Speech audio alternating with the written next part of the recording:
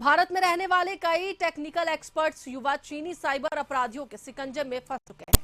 मोटे कमीशन के चक्कर में यही युवा अपने देश के साथ गद्दारी कर रहे हैं। पिछले दिनों चीनी साइबर अपराधियों के साथ भारतीय एजेंट्स की गिरफ्तारी के बाद यह खुलासा हुआ है।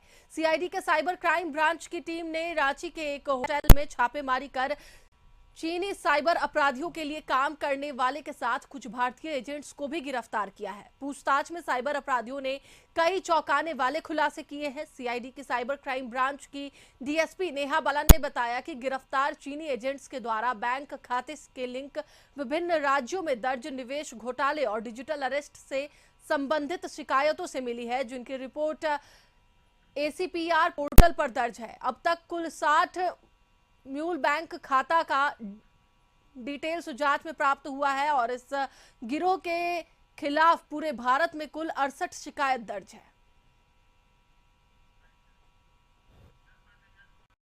प्राप्त हुई थी कि यहाँ पर एक होटल है जगन्नाथपुर थाना अंतर्गत, उस होटल का नाम है ओलिव गार्डन होटल।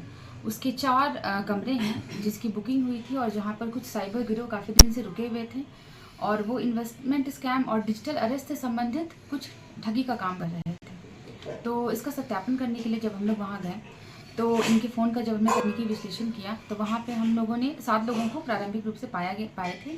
उनके फ़ोन और लैपटॉप को जब हमने देखा तो ये पाया कि इनके बैंक अकाउंट, इनके व्हाट्सएप चैट और टेलीग्राम ऐप में काफ़ी म्यूल बैंक अकाउंट्स के डिटेल थे, जो कॉर्पोरेट बैंक्स होते हैं, करंट बैंक अकाउंट होते हैं, उनके डिटेल्स थे। इसी पर अधिक जानकारी के लिए हमारे साथ हमारे सहयोगी नैयर जुड़े हुए हैं, उनसे बात करेंगे। नैयर, चंद पैसों के लिए अपने ही देश से गद्दारी करते हुए चीन के लिए काम कर रहे हैं ये साइबर अपराधी, क्या है पूरी जानकारी?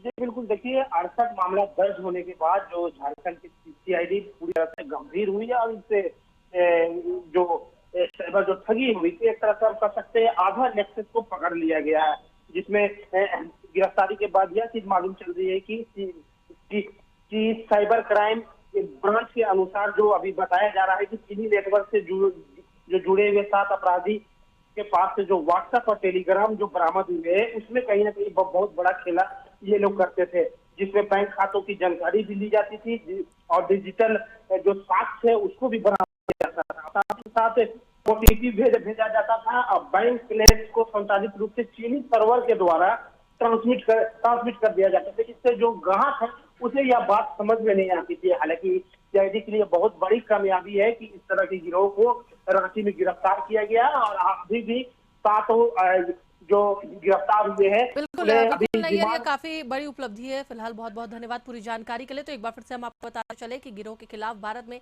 68 शिकायतें भी दर्ज है।